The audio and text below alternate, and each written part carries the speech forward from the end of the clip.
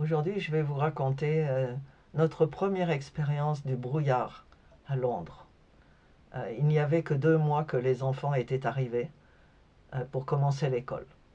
Et nous avons été invités par notre petite église à aller chanter des chants de Noël dans la cité à côté, une cité HLM à côté. Euh, Ces chansons s'appellent Carol et ce sont des chants de Noël traditionnels qu'on chante à la période de Noël dans les rues et dans les magasins, quelquefois les supermarchés ou les hypermarchés, ou les centres commerciaux plus exactement. Donc on est allé, mais de la maison au lieu de rendez-vous, on a eu du mal à arriver à temps parce qu'il y avait un brouillard à couper au couteau. On avait du mal à marcher, on ne voyait absolument rien. On était dans le coton. Et il fallait regarder à ses pieds pour voir où on marchait.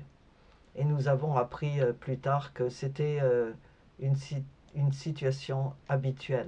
Mais ce que nous ne savions pas à l'époque, c'est qu'en 1952, ce brouillard avait tué 12 000 personnes.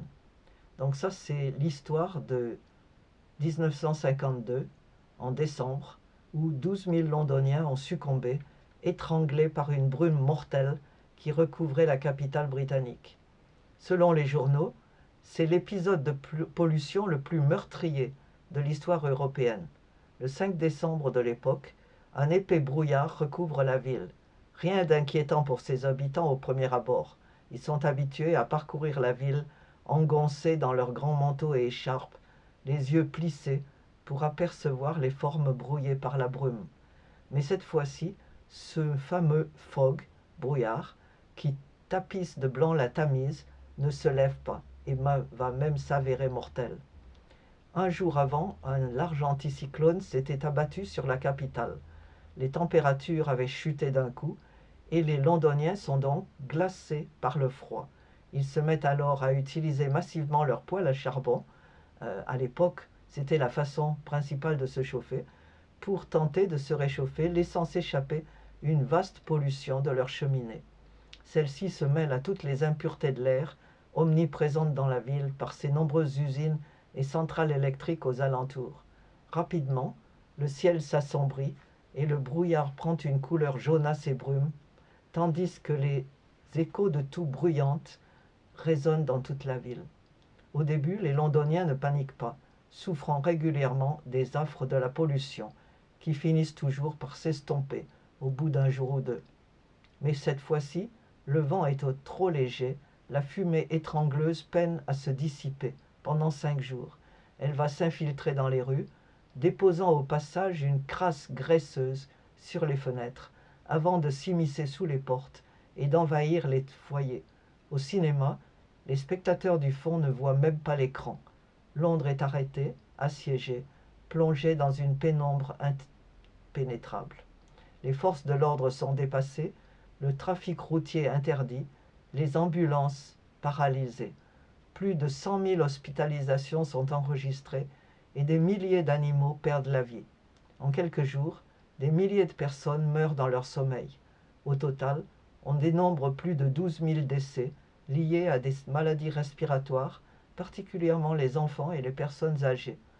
Selon une étude, ce sont des particules de dioxyde de soufre transformées dans la brume en particules d'acide sulfurique à force de réactions chimiques, qui seraient les principaux ingrédients de ce cocktail empoisonné. Face à ce funeste événement, c'est l'électrochoc. Les scientifiques et médecins qui plaident des mesures pour un air plus pur depuis des décennies sont enfin entendus. Le Parlement finira par adopter le Clean Air Act en 1956, encourageant les alternatives au charbon ménager à l'aide de subventions. Par la suite, en 10 ans, les émissions de fumée charbonneuse chuteront de 76% à Londres. On appelle cet événement le grand smog.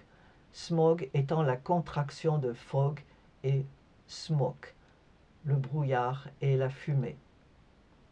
70 ans plus tard, aujourd'hui, la qualité de l'air reste un enjeu majeur à Londres et dans d'autres villes, pas seulement en Angleterre d'ailleurs, mais à travers le monde. la pollution serait responsable de 8,1 millions de morts en 2021.